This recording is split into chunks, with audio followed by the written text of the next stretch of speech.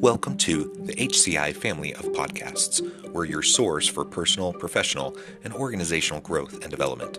We share our own original research, explore industry trends, and interview executives and thought leaders from across the globe. Join us for practitioner-oriented content around all things leadership, HR, talent management, organizational development, and change management.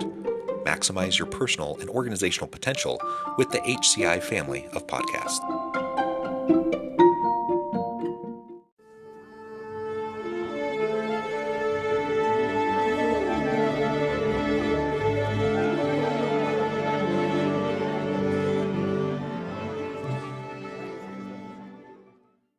Brook Borup, welcome to the conversation today. Thanks for having me, John. It is a pleasure to be with you. You're joining us from Tampa. I'm south of Salt Lake City in Utah. And today we're going to be talking about, we're going to be talking about building scalable businesses from kind of the lens of an implementation specialist. And that's really where I'm going to start with when we start the conversation is what that difference is between implementation specialists versus a coach. And we're going to unpack that and try to better understand how to build scalable businesses. As we get started, I wanted to share Brook's bio with everybody. When it comes to automation and delegation for small businesses, no one does it better than Brook Borup, driven by the desire to see small business owners spend time away from their business doing what they love.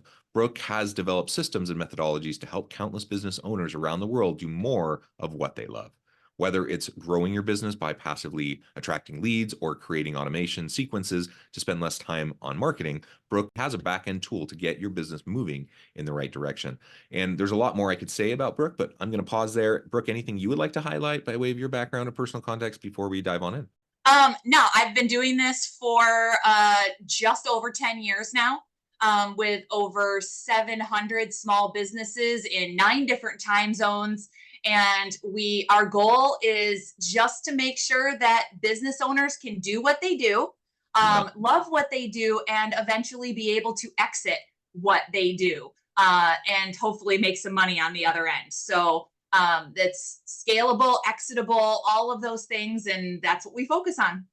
Very, very good. All right. So let's start then with that first question I teased around the difference between implementation specialist and coach. What is your approach? How would you define those differently? Why is that distinction important, et cetera? Sure. So if you are a business owner listening to this and you have a coach, amazing.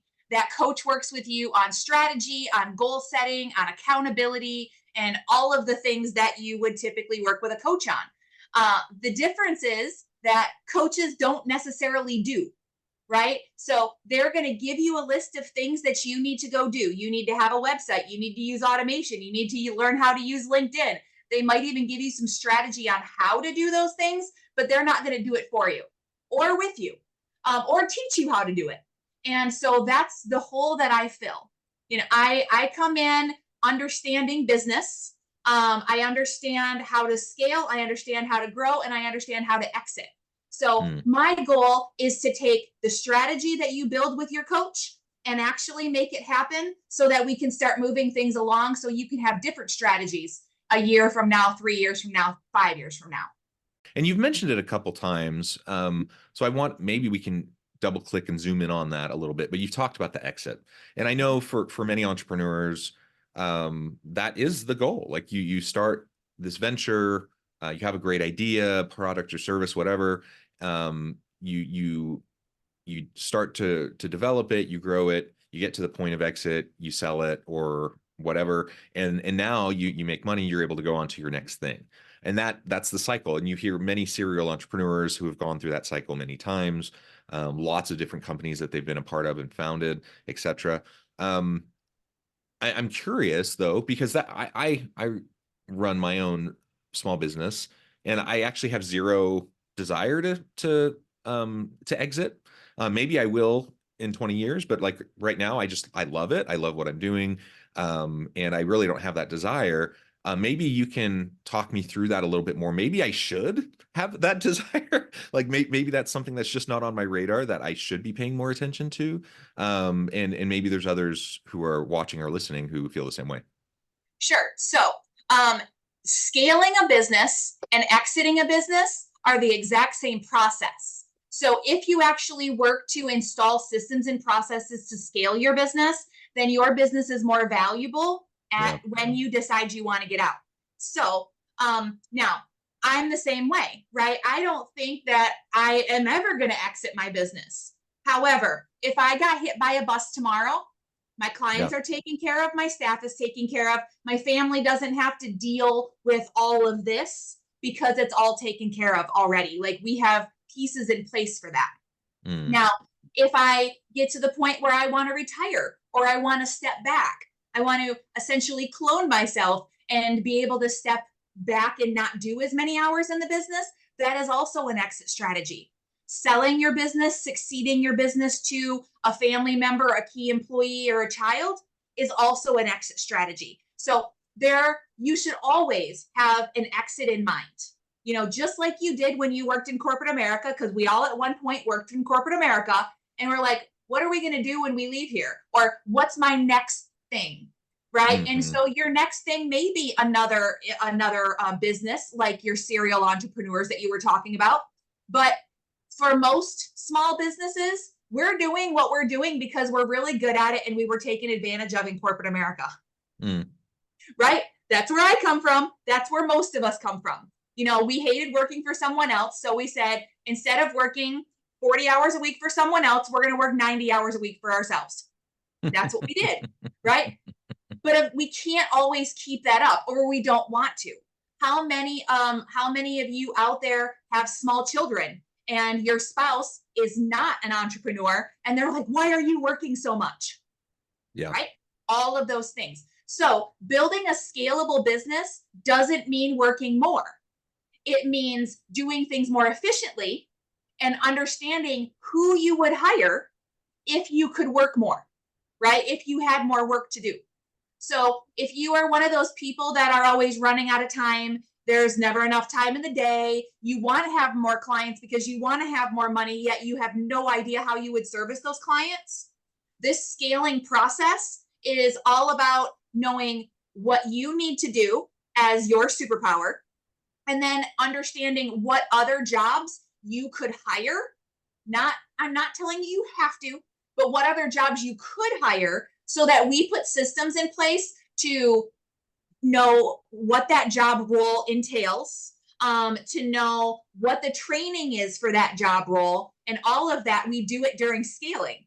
So when we come out of our process, you have tools that you're using, you have systems in place, and we do role-based delegation. So during our blueprinting, we're like, all right, so when we hire an assistant, this is what their job is. And when we hire a salesperson, this is what their job is. And when we hire a marketing person, this is what their job is. And every task that we put in the system to remind you to do it in whatever process is delegated to that role. And then right now, all of those roles come to you. But when you hire that assistant, you literally change the forwarding from admin at, for it currently forwards to John at, right? We're going to take that forwarding off, and now admin at is an email role that is already taught, already delegated. Everything is already there. So instead of having to sit 3-6 weeks with someone and teach them how to do the role, you've already done that once.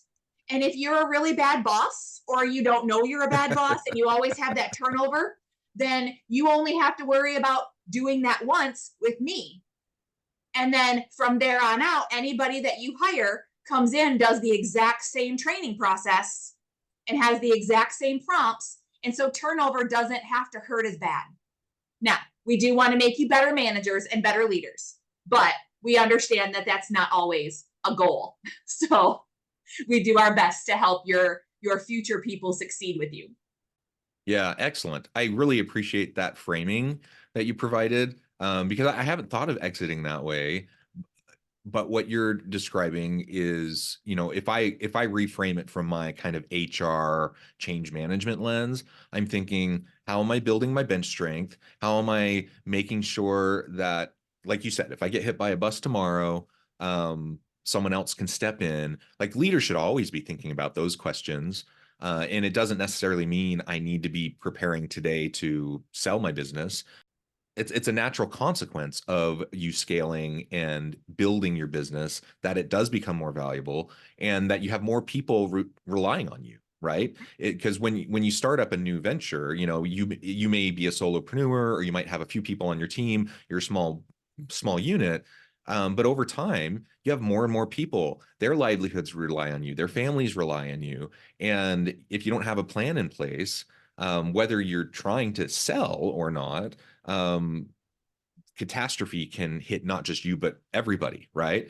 And I'm all for making sure that we're thinking clearly about automation, that we're thinking about delegation, that we're thinking about training, development, upskilling, and making sure that people are ready for the next responsibility that's going to come to them. That's a totally different way to think about exiting than I've ever thought of before. So I really, really appreciate that.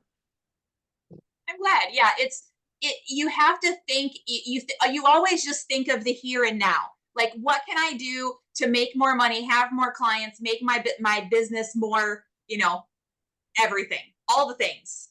But people know that making themselves more efficient and more productive and eventually being able to duplicate themselves in different ways, people know that's hard work.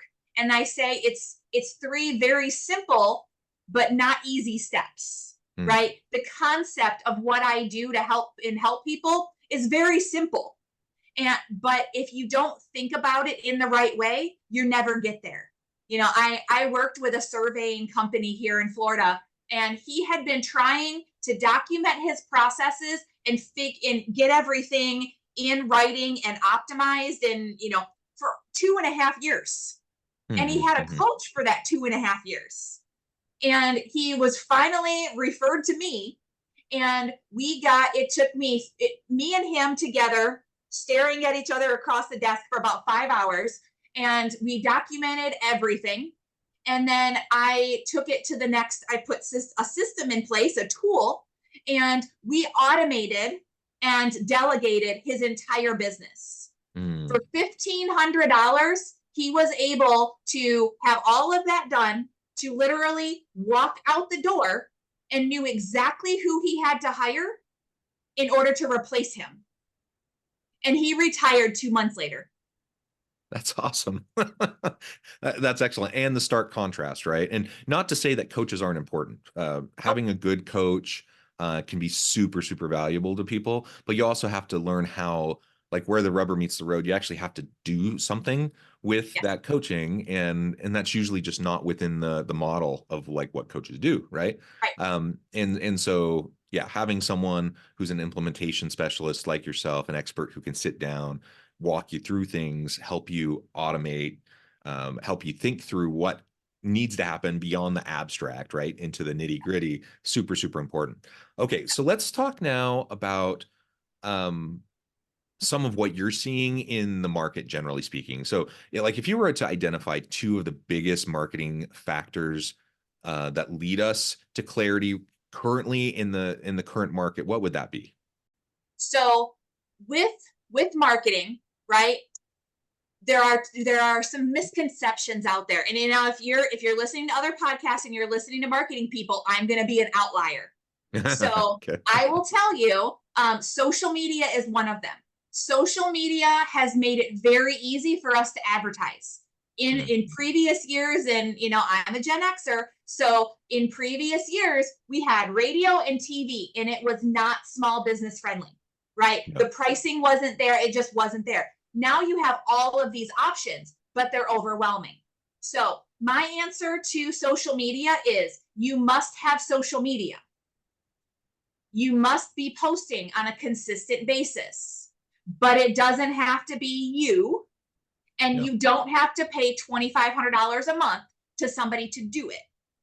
You do it once, you put it in a tool, and you set it and forget it, and let your social media just do its thing.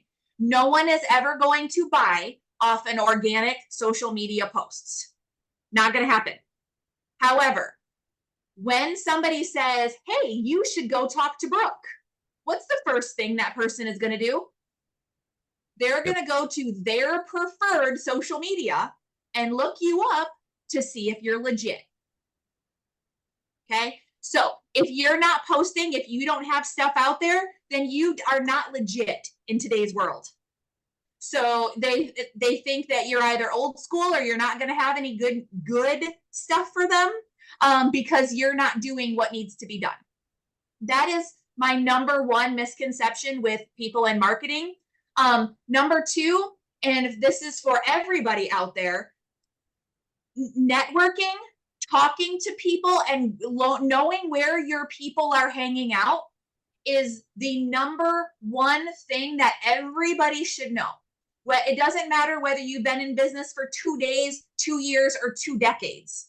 If you do not know where your people are hanging out, or you do not know how to get to your people, that is where the majority of your marketing dollars are going to go.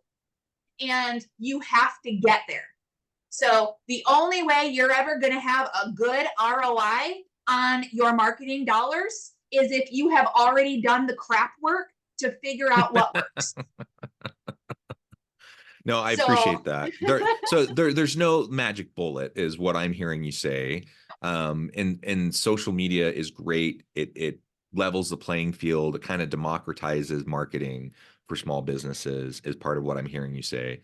I was having a conversation with somebody just a couple weeks ago, and we were talking about different social channels. And I was kind of making the same point as you. I'm like, it depends on who your audience is, first of all, who you're trying to sell to. And different people are on different channels, right? And I was making the case for TikTok. I was like, TikTok has become a tremendous learning platform for people. So we typically think of it as a younger generation tool, but more and more it's being used across generations, and more and more it's being used, for learning and development. Like literally people go there for their news, they go there to learn about stuff, etc. It's not just people dancing and doing funny things, right? And the response was, well, no, we're not going to do TikTok because that would require us to hire someone full time in order to do it effectively. And I'm just thinking, no, like I'm not the greatest social media person, but I'm on all the main channels and I post consistently and I post, I think, compelling content. And I cross post like different nuggets and material on all the different channels. I have good engagement, and I spend, I don't know, maybe half an hour at the most a day, like probably more like 10 minutes a day doing it. And so I honestly, I couldn't even wrap my head around where they were coming from. They literally thought they would have to hire a full-time person to do that. And so just having a little bit more understanding around these tools, how they can be more automated, and then leveraged. And you don't have to throw a huge budget at like boosting every post or anything like that, but just being consistent to show your legitimacy, show where people are at. Super, super important. Yeah. Consistency is key when it comes to marketing. Because like in every relationship, because marketing is always referred to as a relationship, right? So no one is going to marry you when they first meet you, right? Or when they first see you across the room at the grocery store, i.e. TikTok.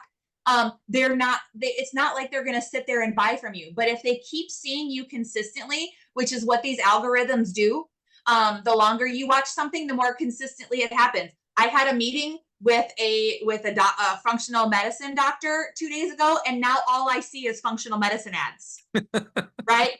All over the place. But that's the way the algorithm works, is it serves people what it is they want to see. So the longer you spend watching certain things, the more of those things you're going to see. That's the way it works. Now, social media and any marketing for somebody who does not have a marketing brain is very difficult. You have to have some creativity. You have to figure out what your level, what your brand is, what your level of professionalism is, and all of that. And all of those things come with dollars attached. So if you are a small business owner and you want to compete with Coca-Cola, guess what? Probably looking at Coca-Cola money, right? That's probably not going to be the place where you're going to want to go unless you're doing Coca-Cola money in gross sales, right? So do you need to be perfect? Absolutely not. To your example there of having to have a full-time person, some people don't have a plan. And I would say the majority of people do not have a plan. The plan, just like a coach, is, I would say, the most expensive part, because you have to figure out what your goals are. You have to figure out where your goals can be achieved. And then you have to play the long game. This is a marathon, not a sprint. And so if you don't have a plan and you don't have consistency in your marathon, you're not going to win. And that's the way that all of this stuff works. So everything that you do in business needs to have a plan, and then it needs to be carried out, and it needs to be done with consistency so that someday the right person will marry you. And in marketing, you want people to marry you every day. You want your phone to ring. You want people to get out their credit cards. You want all of that stuff to happen over and over and over again. We know how hard dating and marriage is, right? Marketing is no different. It takes a long time to find the right people to pay you the right money to do what it is that you do and to stay around forever and tell all their friends.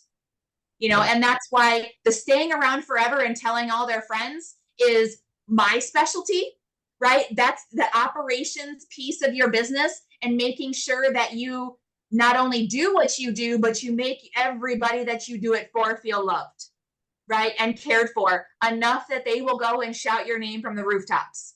That is where I love to live, because we can do marketing. We can throw dollars at it. We can, figure out how to get that consistency happening. But if you don't have enough time to answer your phone, if you don't have enough time to return an email, if you don't have enough time to put a proposal together or do the work, then you will never have shouting from the rooftops. I want every single one of those marriages to move into, I want you, I want you, I want you, I want you. So that you can get to a point in your business where you don't have to spend marketing dollars because everybody's doing that for you for free. That's the ultimate goal behind every business, and being able to do it at a consistency that makes your business grow.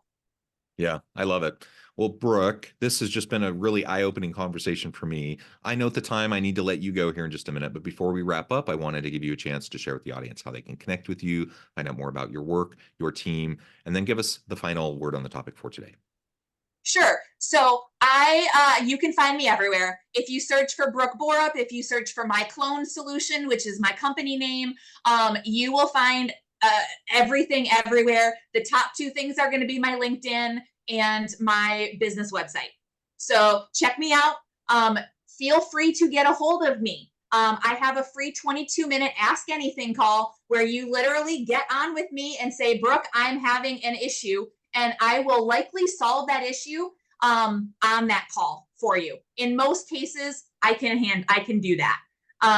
So then we can see how we can work together to solve other problems and streamline your business. So final word for the day, John, always make sure that you have a plan, that you are consistent in your implementation, and you find the right partners to help you, and they all work together.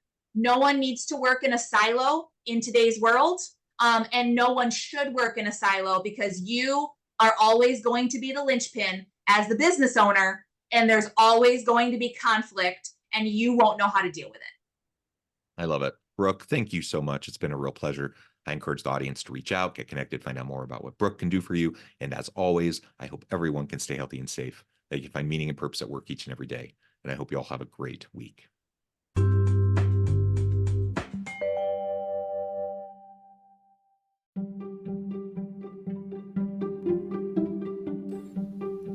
Thanks for joining us for this episode of the podcast. We hope you stay healthy and safe, and please join us again soon.